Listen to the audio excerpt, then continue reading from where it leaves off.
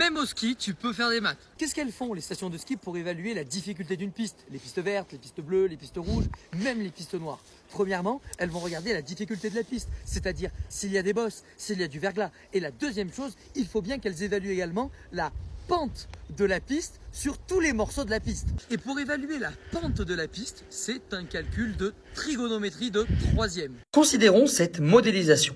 On a une piste de ski CA, d'accord? La distance totale de cette piste est de 1250 mètres, alors que la distance à vol d'oiseau entre le point de départ et le point d'arrivée est de 1000 mètres.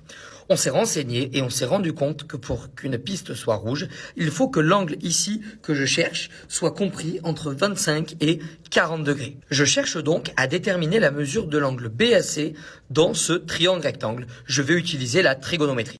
La formule que je dois utiliser ici, c'est celle du cosinus.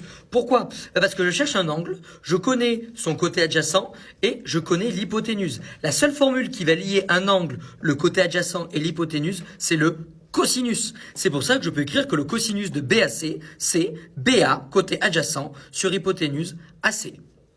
Je commence donc mon calcul. Je vais remplacer les longueurs par leur valeur. Ça va me permettre d'obtenir que le cosinus de BAC est égal à 100 sur 125 en simplifiant la fraction. L'angle BAC est donc égal à l'arccosinus de 100 sur 125 et j'obtiens 37 degrés. Nous trouvons 37 degrés, c'est bien une piste rouge.